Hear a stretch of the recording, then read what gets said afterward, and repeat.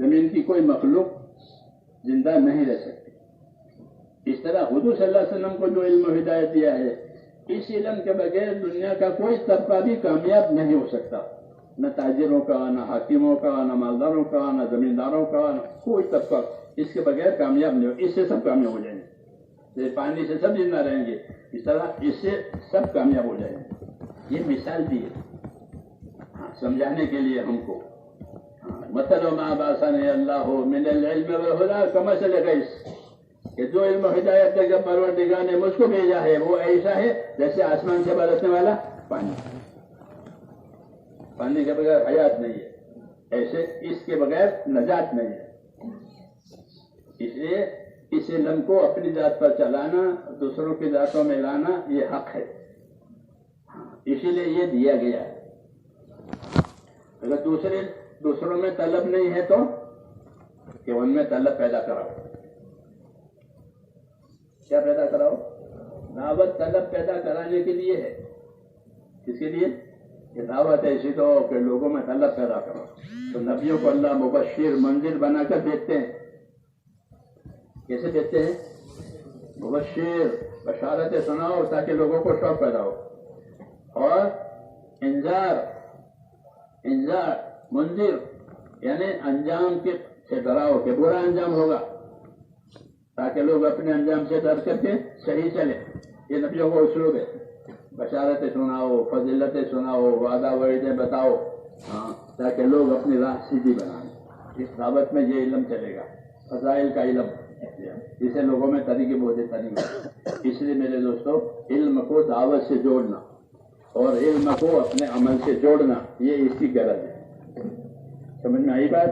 یہ دونوں پہلو ہیں، اپنے علم کو، اپنی ذات کو اپنے علم کے تابع کرنا، اس کو استقامت کہتے ہیں۔ کیا کہتے ہیں؟ استقامت، کہ اپنے علم سے اپنے آپ کو تابع کیا۔ فاستقم کما امرت ومن تاب معك، یہ حکم دیا اے نبی آپ خود بھی استقامت کے ساتھ رہیں، اور جو آپ پر ایمان لائے ہیں وہ بھی استقامت کے ساتھ رہیں۔ تو استقامت کا حکم نبی کو بھی ہے اور نبی کے ماننے والوں کو بھی ہے۔ تو ایک حکم ہماری طرف استقامت کا ہے، دوسرا حکم ہماری طرف کیا ہے کہ آپ اپنے دین کے مددگار بنو۔ کیا بنو؟ اپنے دین کے مددگار بنو، کہ دین کو پانی پہنچاؤ، سیکھو بھی، سکھاؤ بھی، تیار بھی ہو جاؤ، دوسروں کو تیار کرو۔ اس سے کہ ترغیب سے، اور اخلاق سے، صبر سے، حسن معاشرت سے لوگوں کو تیار کرو۔ یہ اس دعوت میں کہ لوگ کیسے تیار ہوں گے؟ کہ ترغیب سے، کہ ان کو ترغیب دیں گے کہ تم اللہ کے راستے میں چلو گے تو تمہیں یہ ملے گا، اور اللہ کا راستہ اگر ہو گیا تمہاری زندگی میں تو اللہ تمہیں یہ دے گا، ترغیب۔ اور حسن معاشرت، کہ ان کے ساتھ اخلاق کا، صبر کا برتاؤ، تاکہ ان کو نفرت نہ پیدا ہو۔ کیا نہ پیدا ہو؟ ہاں، اس لیے اپنے داعیوں کو حضور بھیجتے تھے تو فرماتے نفرت نہیں پیدا کرانا، بشارتیں سنانا۔ کیا سنانا؟ بشارتیں سنانا، صبر کرنا، تاکہ نفرت نہ پیدا ہو۔ تو اس لیے اس علم کو بھی سیکھنے کی ضرورت ہے اور دعوت کو بھی سیکھنے کی ضرورت ہے۔ اس کی اس لیے ہم کو یہ کام دیا گیا کہ اس راستے میں محنت کریں، تاکہ ہمارے اندر بھی محنت کے بقدر اس کی حقیقت آئے، اور امت میں بھی محنت کریں تاکہ امت میں بھی اس کی حقیقت آئے۔ اور اس کا سنت طریقہ یہی تھا کہ حضور صلی اللہ علیہ وسلم اپنے زمانے میں لوگوں کو جماعتیں بنا کر محنت پر ڈالتے کہ سیکھو بھی، سکھاؤ بھی، تیار بھی ہو جاؤ، دوسروں کو تیار کرو، نہ ماننے پر صبر کرو، نہ ماننے پر صبر کرو، نا امید مت بنو، اچھا گمان رکھو۔ بہت ہدایتیں دیتے تھے کہ اچھا گمان رکھو ایک دوسرے کے ساتھ بھی، اللہ کے ساتھ بھی، تاکہ شیطان کاٹے نہیں، نا امید بنا کر، ہاں جیسے بھی حالات میں اس کام کو کرو۔ تو اس لیے میرے دوستو، ایک محنت کا میدان دیا گیا ہے ہم کو، کہ اس محنت کو لے کر پھرو، کہ اس محنت کا یہ اثر ہے کہ استعدادوں میں ترقی ہوگی۔ کیا ہوگی؟ جو استعداد دی ہے اللہ نے اس میں ترقی ہوگی، شعور بڑھے گا۔ کیا بڑھے گا؟ دعوت کی محنت سے شعور بڑھتا ہے اور اللہ تعالیٰ کا خوف پیدا ہوتا ہے۔ کیا پیدا ہوتا ہے؟ اگر صحیح ہو تو یہ اس کا پہلا اثر ہے کہ اپنی زندگی کی ذمہ داریوں کا شعور پیدا ہوتا ہے کہ میری زندگی کی کیا ذمہ داری ہے، اس کا شعور پیدا ہوتا ہے۔ اور دوسرا کہ دوسرا اندر اللہ تعالیٰ کا خوف پیدا ہوتا ہے. اس لیے زندگی احتیاط والی بنتی ہے، اصول والی بنتی ہے، پابندی والی بنتی ہے. اس لیے اس محنت میں چلنے کے فوائد بہت ہیں. اس محنت میں چلنے کے فوائد بہت ہیں. مولانا الیاس صاحب فرماتے ہیں میں بتا نہیں سکتا اس کے فوائد کو. جو چلے گا وہ سمجھے گا، جو چلے گا وہ سمجھے گا کہ اس کے کیا کیا فوائد ہیں، اس کے کیا اس کا ثمرات ہیں. اس لیے میرے بھائیوں اس محنت پر اپنے آپ کو ڈالنا کہ یہ محنت بارش کے پانی کی طرح سے ہر چیز کو زندہ کرے گی، ہر چیز کو زندہ کرے گی. کوئی آدمی گنہگار ہے اور وہ اس محنت میں چلا تو اس کو کیا ملے گا؟ کہ اس کو توبہ ملے گی. کیا ملے گی؟ اسی قصے تو سنتے ہیں کہ ایسا تھا ابھی جب کہ چلا تو اس کو سب سے پہلے کیا ملی؟ توبہ ملی. توبہ ملتی ہے. یہ توبہ پہلا قدم ہے اللہ سے ملنے کا. تو اگر گنہگار تھا اس راستے میں اپنے اس کو چلایا تو اس کو توبہ ملے گی، اس کا گناہ صاف ہو جائے گا. پھر توبہ کے بعد عبادت ملے گی. التائبون العابدون پڑھا نہیں قرآن کریم میں؟ توبہ کرنے والے پھر عبادت کرنے والے، یوں ترقی ہوگی کام کرنے کی وجہ سے. اس لیے اس کام کو، اس محنت کو کرنا ہے اور اللہ سے اس کی سمجھ مانگنی ہے. کیا مانگنی ہے؟ اس کی کہ اللہ مجھے اپنے دین کی سمجھ دے. اپنے دین کی سمجھ اللہ سے مانگو. من یرید اللہ بہ خیرا یفقہہ فی الدین. جو اللہ سے، جس کے ساتھ اللہ بھلائی کا ارادہ کرے گا تو اس کو کیا دیں گے؟ کہ اپنے دین کی سمجھ دیں گے. یہ دین کی سمجھ کی کیا علامت ہے؟ کہ آخرت کی فکر ہو جائے. کیا پیدا ہو جائے؟ آخرت کی فکر پیدا ہونا یہ دین کی سمجھ کی سب سے بڑی علامت ہے. سمجھ میں آئی بات؟ تو بھائی اس کے لیے میرے دوستو پڑھنے کے زمانے میں پڑھنا ہے. کیا کرنا ہے؟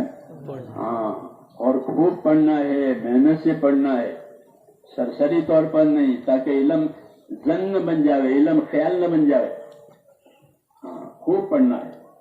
اور دوسرے وقت میں اس علم کے تقاضے پر اپنے آپ کو چلانا ہے کہ خود بھی عمل کرنا ہے اور دوسروں کو اس عمل کے لیے اور اس علم کے لیے تیار کرنا ہے. تیار کرنا ہے اس عمل کے لیے تاکہ وہ بھی علم سیکھیں، وہ بھی اپنے اہل و عیال کو علم سکھائیں. اس علم میں سب کا حصہ ہے تو اس کو حصے دار بنانا ہے. کیا بنانا ہے؟ جب ہم کو دعوت دیں گے تو وہ اس علم میں حصہ دار بنے گا. وہ خود بھی پڑھے گا، اپنے اولاد کو بھی پڑھائے گا، اپنے ماحول میں بھی فکر کرے گا. اس میں حصہ دار بنا دیا. مشترک سرمایہ ہے، سب کے لیے آیا ہے بارش کے پانی کی طرح سے. اس لیے اس میں سب کو شریک کرنا. اس لیے ہم کو دعوت دی کہ تم لوگوں کو دعوت دو کہ اس خیر میں سب شریک ہو جائے. اور اس لیے بڑا اجر دعوت دینے والے کا ہے. بڑا اجر کس کا ہے؟ دعوت دینے والے کا. اس کی دعوت پر جتنے لوگ چلیں گے ان سب کے برابر اس کو اجر ملے گا. یہ انعام ہے. اس لیے اس امید میں یہ کام کرنا ہے.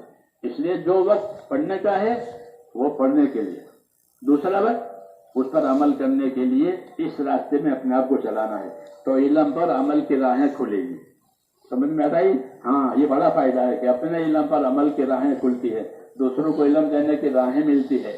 اس لیے دوسرے وقت میں اپنے آپ کو اس محنت میں چلانا ہے. یہ ترتیب بنانی ہے. پڑھنے کے زمانے میں پڑھنا، تحقیق سے پڑھنا، اور فارغ وقت میں اپنے عمل کی کمی کوتاہی کو دور کرنے کے لیے اپنے آپ کو محنت میں چلانا. تو اس کے لیے تیار ہیں؟ کیوں بھیا کیا تقاضا ہے؟ یہ تیار ہو گئے؟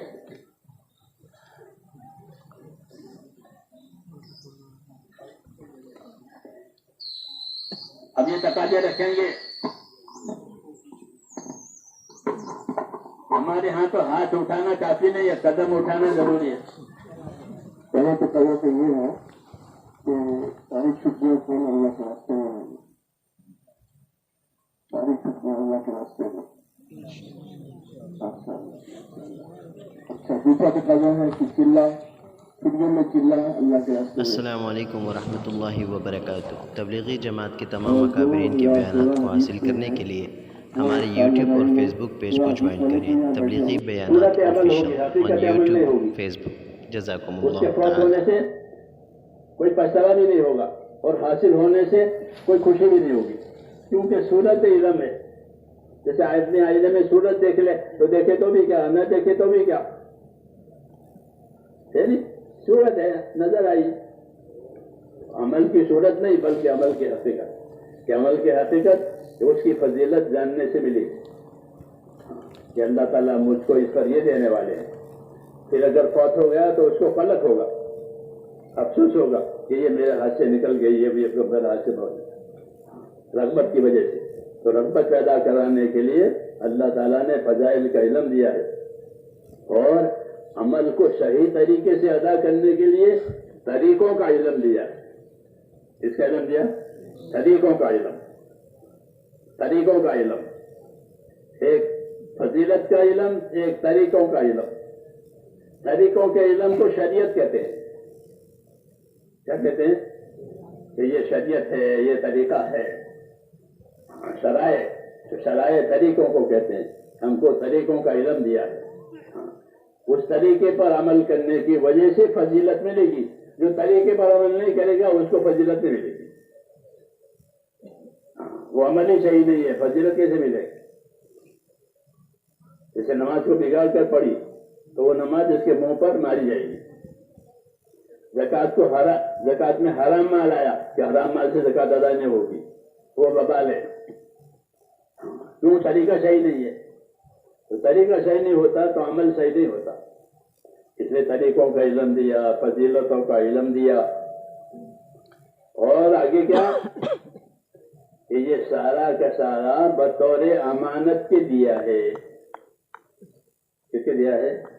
بطور امانت کے دیا ہے کہ یہ سب چیزیں تمہارے پاس امانت ہے. نبی امین ہوتا ہے. نبی کون ہوتا ہے؟ امین. تو حضور کی امانت داری تو بہت پہلے ظاہر ہو گئی. 40 برس لوگوں نے آپ کو امین پایا. ہاں، تو نبی امین ہوتا ہے. ایسے نبی کے پاس جو چیزیں ہوتی ہیں وہ سب امانت ہوتی ہے. کیا ہوتی ہے؟ ہاں، یہ امانت میرے پاس ہے. اس لیے وہ پہنچا کر کے فارغ ہو جاتے ہیں، پھر دنیا سے چلے جاتے ہیں. کہ میرے پاس امانت تھی وہ میں نے پہنچا دی. اس لیے کہتے ہیں کہ علم تبلیغ کے لیے ہے. علم کس کے لیے؟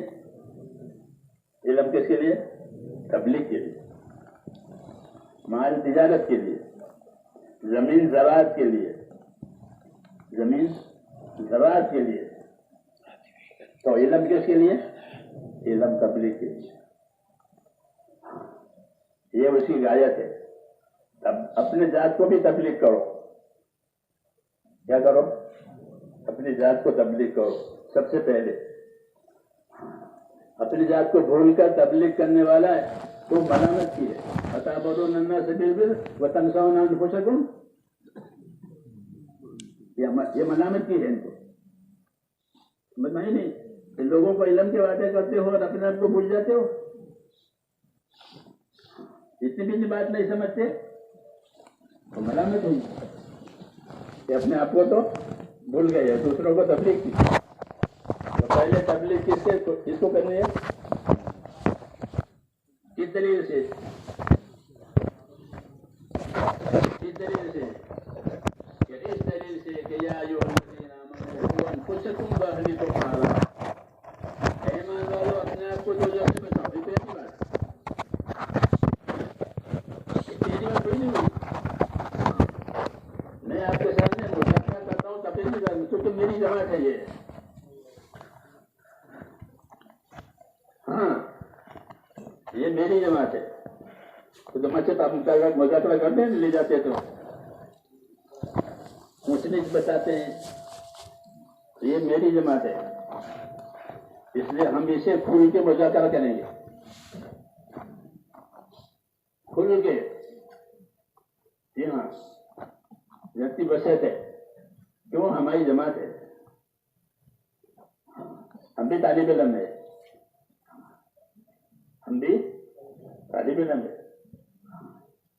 تو میں نے کہا اس دلیل سے سب سے پہلے کہ یا ایھا الذین آمنوا قوا انفسکم، اے ایمان والو اپنے آپ کو بچاؤ. پہلی بات. پھر اپنے اہل کو بچاؤ. قوا انفسکم واہلیکم نارا، اپنے آپ کو، اپنے اہل کو دوزخ سے بچاؤ. تو سب سے پہلے دوزخ سے بچنے کے لیے اپنے آپ کو. کہ ہم دوزخ سے بچ جائیں. کیوں کہ دوزخ سے بچنے والا کامیاب ہے. کامیاب کون ہے؟ اور بات پوری نہیں ہوئی.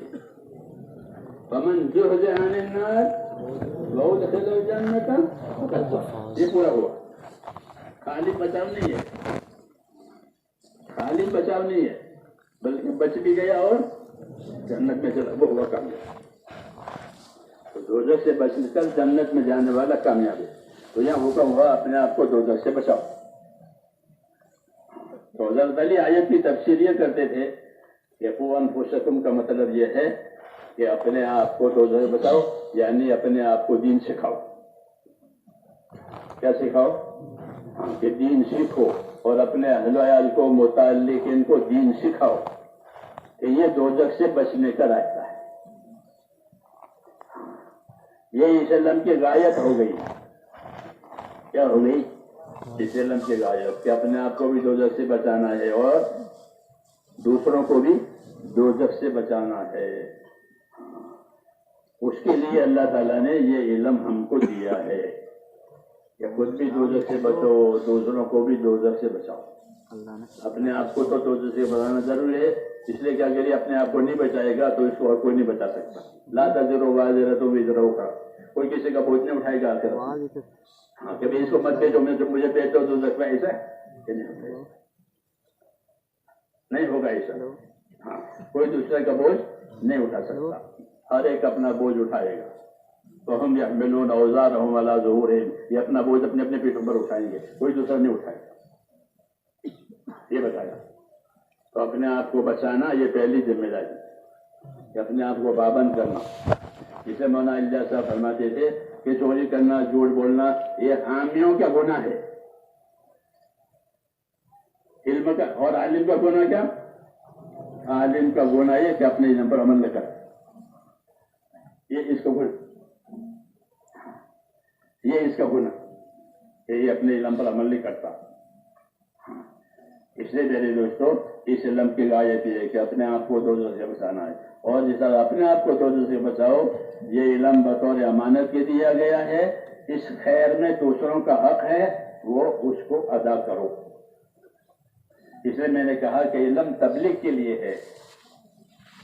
اس کے لیے علم تبلیغ کے لیے ہے. بلغ ما انزل الیک، یہ حکم آیا کہ بلغ ما انزل الیک، جو آپ پر اترا ہے اس کو کیا کرو، اسی تبلیغ ہے. رسول صلی اللہ علیہ وسلم نے اپنے علوم کو دعوت سے جوڑا ہے. کسے جوڑا؟ اپنے علوم کو دعوت سے جوڑا تاکہ سب کو اس علم میں شریک کرے. جیسے کھانا بنایا اور دعوت دی تو سب لوگ کھانے میں شریک ہو جائیں گے. آؤ ولیمہ کا کھانا ہے، عقیقہ کا کھانا ہے، آؤ، تو وہ کھانے میں شریک ہو جائیں گے. ایسے رسول صلی اللہ علیہ وسلم پر جو علوم اترے اس کو آپ نے کیا کیا کہ اس کو آپ نے دعوت سے جوڑا. اس علم کے آپ دائی ہو گئے. جیسے آپ پر نماز آئی، کیا آئی؟ نماز. تو کیا فرمایا کہ صلو کما رأیتمونی اصلی، میں جیسی نماز پڑھتا ہوں ویسی نماز تم سب پڑھو. تو آپ کو نماز کا علم دیا گیا. تو آپ نے کیا کیا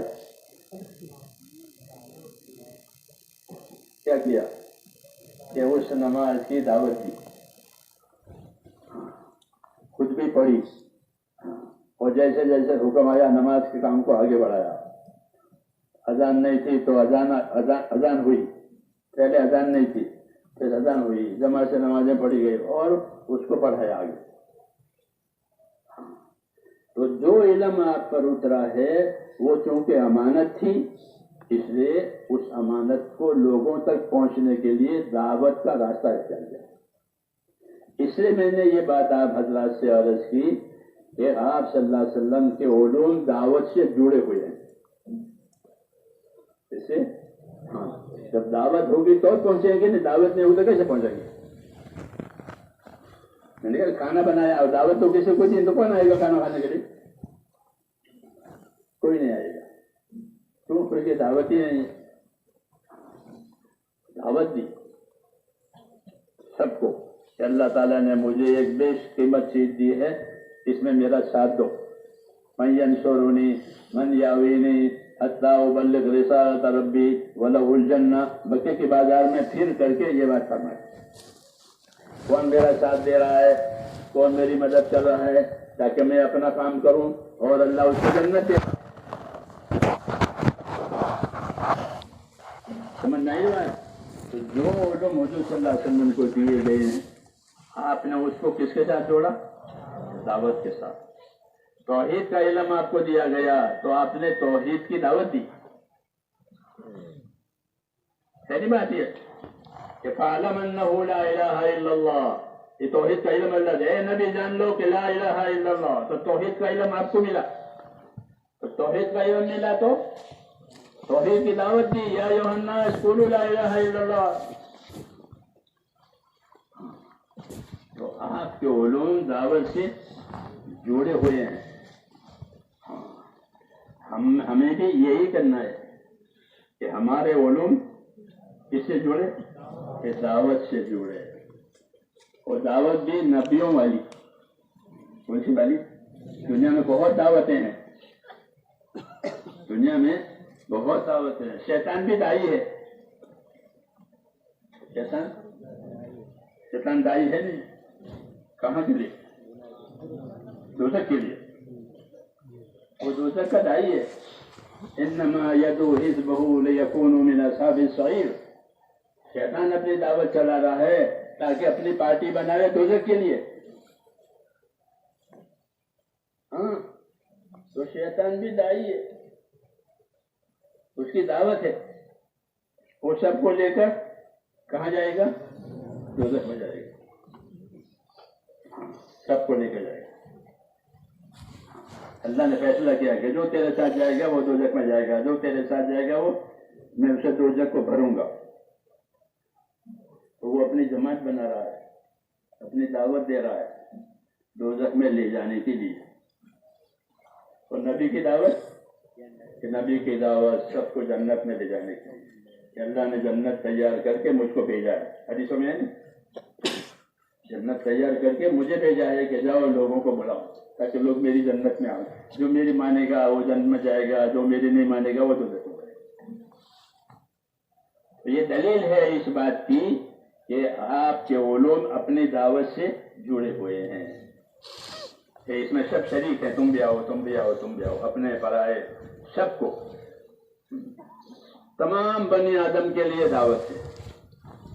اس کے لیے قُلْ يَا أَيُّهَا النَّاسُ إِنِّي رَسُولُ اللَّهِ إِلَيْكُمْ جَمِيعًا.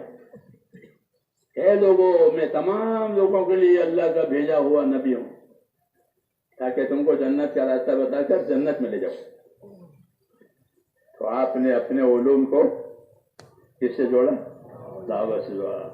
دعوت نبیوں کے راستے کی چیز ہے، نبیوں کے کام کی چیز ہے. ہاں، کہ جب یہ علوم اس دعوت سے جڑیں گے تو مخلوق اور امت اور لوگ اس علم کو حاصل کریں گے. اس لیے آپ نے اس کی دعوت چلائی. کیا چلائی؟ اس کی محنت چلائی، اس کی دعوت چلائی. اس کا نتیجہ بتایا کہ اگر اس بات پر آ گئے تو پھر تمہارے لیے سب سے بڑی کامیابی ہے اور وہ جنت ملے گی. کیا ملے گی؟ انصار نے پوچھا ہم آپ کا ساتھ دیں گے تو کیا ملے گا؟ انصار مدینہ وہی ساتھ دینے کے لیے تیار ہو رہے. قریش جب ساتھ دینے کے لیے تیار نہیں ہوئی، قریش نے آپ کی مخالفت کی تو ایسا فرماتی تھی رضی اللہ عنہ کہ اللہ تعالیٰ مدینے والوں کو لایا کہ چلو یہ مخالفت کرتے ہیں، انہیں مخالفت کرنے ہم آپ کے عوان انصار لا رہے ہیں. تو مدینے والے آئے اور مدینے والوں کو آپ نے دعوت دی. پھر مدینے والے آپ کے ہو گئے. کیا ہو گئے؟ تو دعوت کی وجہ سے. ہاں، تو انہوں نے پوچھا ایک دفعہ کہ ہم کو کیا ملے گا؟ ہم آپ کی نصرت کریں گے، آپ کا ساتھ دیں گے، آپ کے کام کو کام بنائیں گے، تو ہم کو کیا ملے گا؟ تو کیا جواب دیا؟ کہ جنت ملے گی. اور دوسرا وعدہ نہیں، دوسری ہوس نہیں. کہ تم کو دنیا میں ملے گی، عہدے ملے گا، بتا بھی ملے گا، مال ملے گا، جائزہ ملے گا، یہ نہیں، بلکہ ایک لازوال ملے گی، وہ ہے جنت۔ کہ یہ علم ہے جنت میں لے جانے کے لیے، دعوت ہے جنت میں لے جانے کے لیے، اس لیے آپ نے سب کی خیر خواہی کی ہے، سب کو جنت میں جانا ہے، سب کو جنت میں لے جانا ہے، اس لیے اپنے علم کو دعوت کے ساتھ جوڑا تو ہی لوگ جنت میں جائیں گے۔ اس لیے آپ نے دعوت چلائی، وہ نبیوں کا مخصوص راستہ ہے دعوت، اس میں وہ اپنے آپ کو پیستے ہیں، گھیستے ہیں، برداشت کرتے ہیں اور لوگوں کی خیرخواہی کرتے ہیں۔ یہ دعوت کا خاص طریقہ ہے نبیوں والا۔ یہ دعوت خالی اشتہار کا نام نہیں ہے، ایڈورٹائز کا نام نہیں ہے، تشہیر کا نام نہیں ہے، بلکہ یہ ایک مخصوص عمل ہے جس میں یقین بھی ہوتا ہے، عبادت بھی ہوتی ہے، اخلاق بھی ہوتے ہیں، ایثار بھی ہوتی ہے، علم بھی ہوتا ہے، سب چیزیں ہوتی ہیں اس دعوت کے اندر۔ وہ دعوت حضور صلی اللہ علیہ وسلم نے چلائی ہے، اس کی وجہ سے لوگ اندر آ گئے، سمجھنا ہی نہیں کیوں کہ اس دعوت میں ایک تو سب سے پہلے یقین تھا۔ کیا تھا؟ نبی کی دعوت کی بنیاد یقین پر ہوتی ہے۔ یقین کس پر؟ اللہ پر۔ لا الہ الا اللہ، اللہ کرے گا تم کیوں گھبراتے ہو، اللہ مدد کرے گا تم کیوں گھبراتے ہو؟ کہ اللہ پر یقین کے ساتھ، اللہ کی عبادت کے ساتھ، دوسروں کی خیرخواہی کے ساتھ اور دعوت علم کے ساتھ۔ اس کے ساتھ دعوت علم کے ساتھ، نری نری باتیں نہیں ہے، بلکہ یہ دعوت علم کے ساتھ ہے، یہ دعوت عمل کے ساتھ ہے، یہ دعوت اخلاص کے ساتھ ہے۔ ہاں، اس لیے اس کی تائید ہوتی ہے، دعوت کی تائید ہوتی ہے۔ اللہ تعالیٰ نے ہر نبی کی تائید کی، کیوں کہ اس کی دعوت اس طریقے سے ہے۔ وہی دعوت اللہ تعالیٰ نے رسول صلی اللہ علیہ وسلم کے ذریعے سے ہم کو دی ہے، جس سے ہمارا عمل معید ہوگا۔ کیا ہوگا؟ اللہ کی تائید حاصل ہوگی، اللہ کی نصرت حاصل ہوگی، اور کام اللہ کی مدد کے بغیر ہوتا نہیں ہے، کام اللہ کی مدد کے بغیر نہیں ہوتا۔ ومن نصر الا من عند اللہ، ہاں کہ اللہ مدد کرے تو کام ہو، اللہ مدد نہ کرے تو پھر کوئی مددگار نہیں۔ ینصرکم اللہ فلا غالب لکم وان یخذلکم فمن ذا الذی ینصرکم، اگر اللہ تمہیں بھی یار مددگار چھوڑ دے تو تمہاری کون مدد کرے گا؟ کوئی نہیں کرے گا۔ اس لیے اللہ کی مدد لینے کے لیے یہ راستہ ہے کہ اپنے علم کو دعوت سے جوڑا، اپنے علم کو اپنے عمل سے جوڑا، اپنے علم کو اپنی دعوت سے جوڑا۔ یہ دعوت یہ تمام انسانیت کی خیر خواہی کا نام ہے۔ کس کا نام ہے؟ مخلوق کی خیر خواہی۔ تمہارا بھی بھلا ہوگا، دشمن کا بھی بھلا ہو جائے گا، دوست کا بھی بھلا ہو جائے گا، قریب کا بھی بھلا ہوگا، بعید کا بھی بھلا ہوگا، سب کی خیر خواہی ہے۔ نبی کی دعوت میں سب کی خیر خواہی ہوتی ہے۔ وہ دعوت اس علم کے ساتھ اور یہ علم اس دعوت کے ساتھ، اس لیے اللہ تعالیٰ اس علم کو تائید کرے گا، اس علم کو پھیلاوے گا۔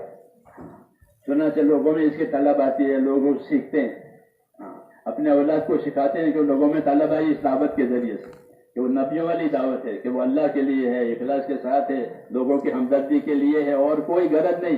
جن کو دعوت دیتے ہیں ان سے کچھ نہیں لینا ہے، ان سے کچھ نہیں لینا ہے، بلکہ ان کی بھلائی چاہنی ہے، اور اگر وہ نافرمانی کرے تو ان سے مقابلہ نہیں کرنا ہے، وہ مخالفت کرے تو مقابلہ نہیں کرنا ہے، بلکہ صبر کرنا ہے۔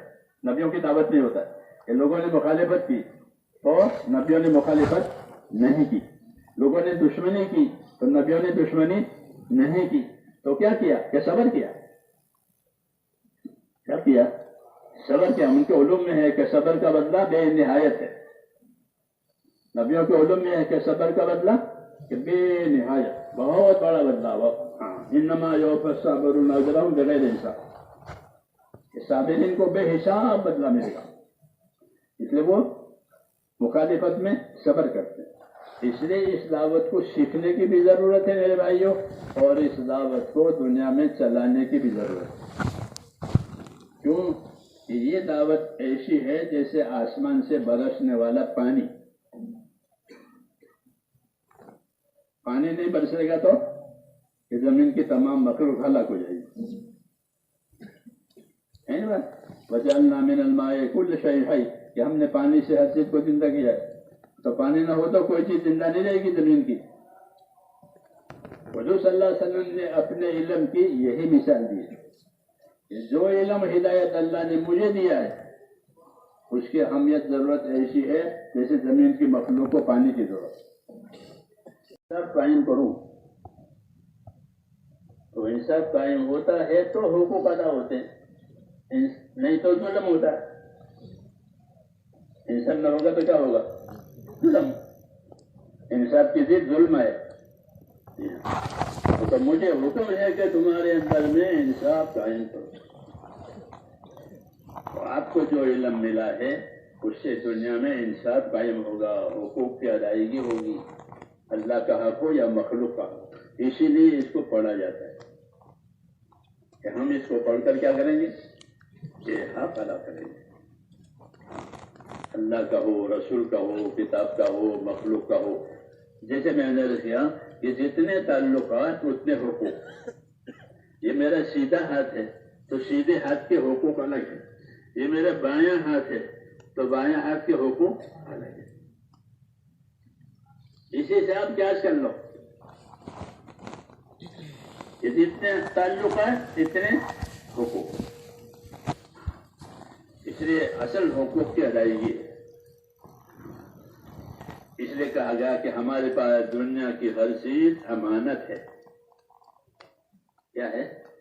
کہ وہ اللہ کی طرف سے تمہارے پاس امانت ہے. آنکھیں ہو، کان ہو، اعضا ہو، اولاد ہو، مال ہو، ہر چیز تمہارے پاس کیا ہے؟ امانت. امانت کی کیا تفسیر کی ہے؟ امانت کا مطلب نہیں کہ ایک چیز ہے اس کو بند کر کے الماری میں رکھ دیا امانت ہے. ایسا ہے؟ نہیں، ایسا نہیں کہ بھئی امانت ہے بند کر کے الماری میں رکھ دو، کوئی نہیں. ایسا نہیں، بلکہ اس کو امانت بتانے کا مطلب علماء یہ کہتے ہیں کہ امانت ہے لہذا اس سے حقوق ادا ہوں گے، دوسرا کام نہیں ہوگا. یہ امانت ہے، حق ادا کرنے کے لیے دی ہے. تو اس لیے میرے دوستوں، چونکہ دنیا کی ہر نعمت ہمارے پاس امانت ہے، آنکھیں ہو، کان ہو، مال ہو، اولاد ہو، ہر چیز اللہ کی امانت ہے. اس امانت میں کیا حق ہے تمہارے اوپر، اس کو ادا کرنے کے لیے ہم کو اللہ تعالیٰ نے یہ علم دیا ہے. اس لیے اس علم کی شرف، اس علم کا شرف بھی بہت ہے، اس کی فضیلت بھی بہت ہے، اس کے پڑھنے والوں کا بڑا درجہ ہے اللہ تعالیٰ کے ہاں. کیوں کہ حقوق کے نگران ہے. کیا ہے؟ حقوق کی نگرانی کرنے والے ہیں. اور حقوق کے لیے دنیا اللہ نے قائم کی ہے. اللہ نے دنیا حقوق کے لیے قائم کی ہے. پھر ان حقوق میں کس نے ادا کیا، نہیں ادا کیا، کتنا ہوا، کتنا ہوا، اس کے لیے یہ فیصلے کا ایک دن مقرر کیا ہے، یوم الفصل. وہ فیصلے کا دن ہوگا، اس میں فیصلہ ہوگا کس نے انصاف کیا، کس نے ظلم کیا، کس نے ادا کیا، کس نے نہیں ادا کیا، کتنا کیا، کتنا کیا. وَمَن يَعْمَلْ مِثْقَالَ ذَرَّةٍ خَيْرًا يَرَهُ وَمَن يَعْمَلْ مِثْقَالَ ذَرَّةٍ شَرًّا يَرَهُ. یہ فیصلے کی نوعیت ہے، یہ فیصلے کی نوعیت ہے. یہ اسی وجہ سے. اس لیے میرے دوستو، اللہ تعالیٰ نے ہم کو یہ علم صرف اس لیے دیا ہے کہ اخلاص کے ساتھ پڑھنا، ادب کے ساتھ اس کو لینا، محنت کے ساتھ اس کو حاصل کرنا اور اس کو اللہ کی امانت سمجھنا. کیا کرنا؟ ہاں، اس امانت کا ایک تقاضا یہ ہے کہ ہم اپنے آپ کو اس علم کے تابع کریں. اس کے تابع کریں، اس علم کے تابع کرو اپنے آپ کو. اگر علم کے تابع آدمی نہیں ہوگا تو اپنی خواہش کے تابع ہو جائے گا. دو ہی راستے ہیں، یا خواہش کا راستہ ہے یا علم اور ہدایت کا راستہ ہے. اگر اپنے آپ کو اس کے تابع نہیں کیا تو وہ دوسرے کے تابع ہو جائے گا کہ وہ اپنی خواہشوں پر چلیں گے. جو اپنی خواہش پر چلے گا وہ منزل پر نہیں پہنچے گا. وَلَا تَتَّبِعِ الْهَوَىٰ فَيُضِلَّكَ عَن سَبِيلِ اللَّهِ. کہ تم نے خواہش پر مت جانا ورنہ تم اللہ کے راستے سے بھٹک جاؤ گے. اس جنگل میں آدمی بھٹک گیا، جب بھٹک جائے تو بھوکا پیاسا مر جاتا ہے. ہاں، نہ راستہ ملتا ہے نہ حاجت پوری ہوتی ہے. ایسے ہی کہ بھٹک گیا کرنا تو اس کو راستہ ملا نہ اس کی حاجت پوری. تو بھٹک کے مر جاتا ہے. ایسا یہ ہلاک ہو جائے گا. اس کی حاجت بھی نہیں پوری ہوگی, اس کو راستہ بھی نہیں ملے گا. کیوں؟ یہ اپنے علم سے یہ کٹ گیا ہے. اس لیے حکم ہے کہ کسی بھی عمل کو مت چھوڑو, کسی عمل کو مت چھوڑو, کسی منکر کو مت چھیڑو. کوئی منکر ہے تو مت چھیڑو اس کو. منکر ہوتا ہے نا, آپ پڑھتے ہیں نا, ایک کراہت تنظیمی ہوتی ہے, ایک کراہت تحریمی ہوتی ہے. یہ منکرات کو یہ منکرات کی لائن ہے. تو کسی منکر کو مت چھیڑو اور کسی معروف کو مت چھوڑو.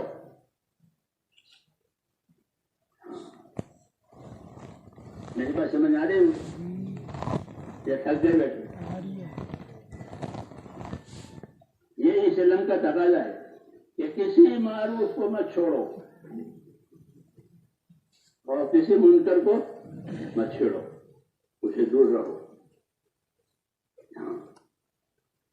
تو معروف کو چھوڑنا نہیں. حدیث میں ہے وَلَا يَحْقِرَنَّ مِنَ الْمَعْرُوفِ شَيْئًا وَلَوْ أَن تَلْقَى أَخَاكَ بِوَجْهٍ طَلِقٍ, کہ کسی نیکی کو, کسی معروف کو ہلکا مت سمجھو. اگر اتنا کر سکتے ہو کہ اپنے بھائی سے کندھا پیشانی مل سکتے ہو تو کندھا پیشانی سے اسے ملو, کہ یہ بھی نیکی ہے. یہ کیا ہے؟ یہ عمل کا دائرہ بتایا کہ علم کا دائرہ اپنے عمل کے لیے اتنا ہے کہ کسی بھی نیکی کو مت چھوڑو. یہاں سے مجھے نیکی ملے گی کہ حاصل کر لیں گے, کہ کسی نیکی کو مت چھوڑو اور کسی نیکی کو ہلکا مت سمجھو. ایک نیکی سے آدمی جنت میں چلا جائے گا. ایک نیکی کی کمی ہے, کوئی ایک نیکی مجھ کو دے دے, پڑا نہیں تو میں جنت میں چلا جاؤں. کسی نیکی کو ہلکا مت چھوڑو, کسی معروف کو مت چھوڑو. حضرت علی فرماتے تھے میں نے تسبیحات فاطمہ کی حدیث جب سے سنی ہے, سبحان اللہ 33 مرتبہ, الحمدللہ 33 اللہ کو 34, اس حدیث کو میں نے کبھی چھوڑا ہی نہیں. سبحان اللہ, اس کے برابر اس پر عمل کرتا. یہ تسبیحات فاطمہ کا درجہ آپ جانتے ہیں کہ وہ استحباب کا درجہ ہے, واجب کا درجہ نہیں ہے. اس کے باوجود بھی فرماتے ہیں میں نے اس کو کبھی نہیں چھوڑا. سفر میں, حضر میں, میدان جنگ میں. یہ سوال کر دیا کہ آپ نے کبھی نہیں چھوڑا. کپالم اور میدان میں آپ تھے تو وہاں کیا کیا تھا؟ کہ میدان جنگ میں بھی میں نے اس کو پڑھا.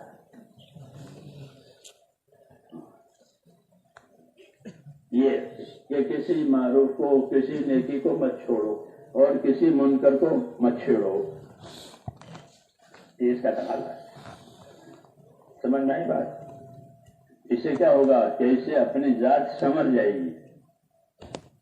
کیا ہو جائے گی؟ ہاں, اپنی ذات کا سنوارنا یہ ضروری ہے. معصور دعا میں آپ نے پڑھا ہوگا اللہم اصلح لی شانی کلہ, اللہم اصلح لی شانی کلہ ولا تکلنی الی نفسی طرفۃ عین.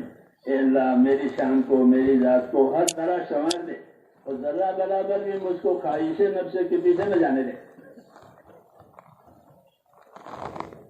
تو اپنی ذات کو سنوارنا یہ آدمی کی پہلی ذمہ داری ہے. کہ اس علم کے ذریعے سے پہلے کیا کرے؟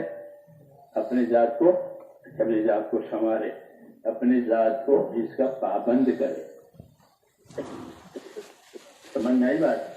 مولانا ارجا صاحب فرماتے تھے کہ عالم کے گناہ کی نوعیت الگ اور عامی کے گناہ کی نوعیت الگ.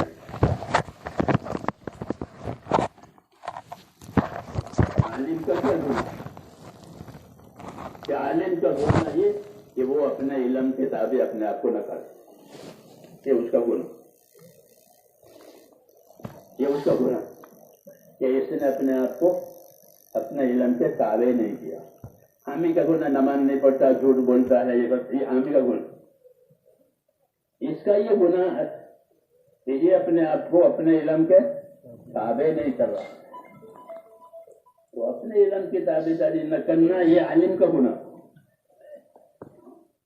اس لیے میرے بھائیوں یہ علم اسی لیے دیا گیا ہے کہ سب سے پہلے اس کے ذریعے سے اپنے آپ کو سنوارنا.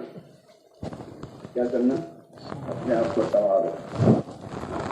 عقیدے بھی صحیح ہو، عمل بھی صحیح ہو، اخلاق بھی صحیح ہو، لوگوں کے ساتھ برتاؤ بھی صحیح ہو، نیت بھی صحیح ہو. صحیح ساری چیزیں ہیں. اس لیے اپنے آپ کو اس علم کے تابع کرنا ہے کہ اس علم کا رنگ چڑھ جاوے. کیا چڑھ جاوے؟ کہ علم کا رنگ چڑھ گیا.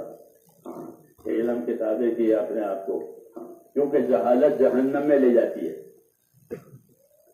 جہالت کہاں لے جائے گی؟ جہنم. سرانجام جاہل جہنم بود. جاہل نے کو عاقبت کم بود.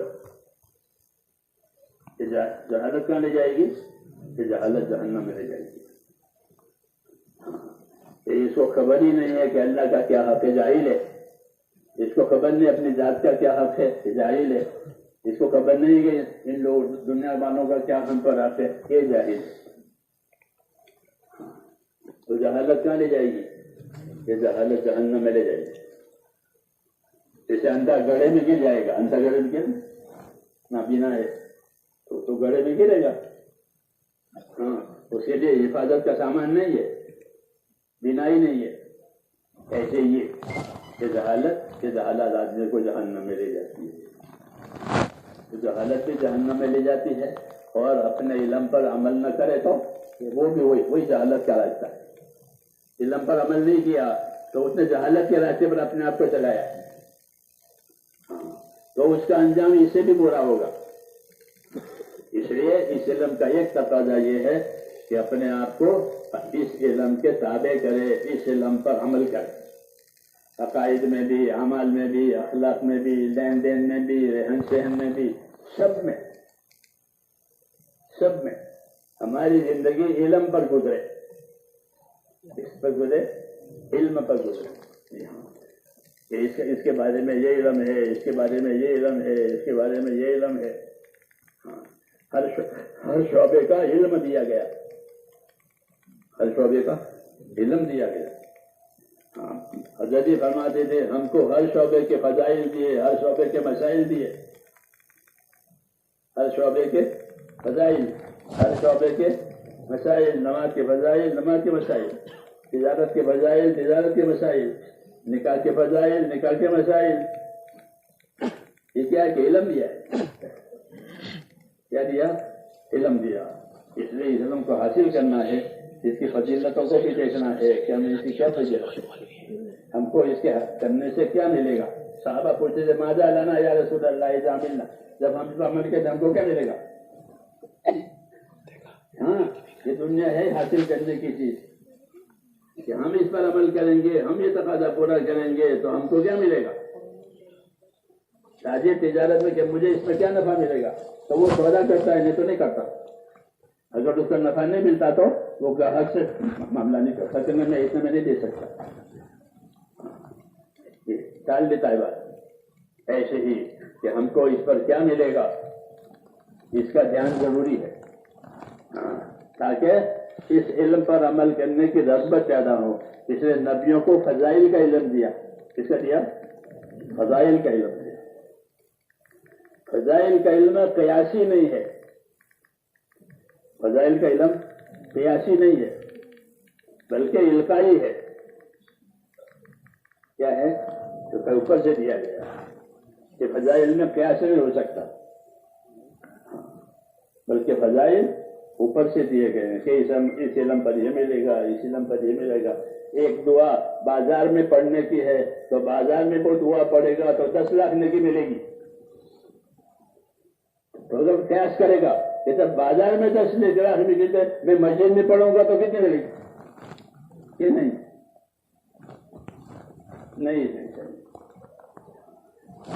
تو فضائل ہے. یہ فضائل ہے کہ نبی نے اللہ کی طرف سے یہ بات ہم کو بتائی ہے. اس لیے اس علم میں ایک درجہ فضائل کا. یہ فضائل کو سنو، فضائل کو یاد رکھو، تاکہ علم میں رغبت پیدا ہو، کیا پیدا ہو؟ عمل کرنے میں رغبت پیدا ہو کہ خدا مجھ کو یہ دے گا، خدا مجھ کو یہ دے گا۔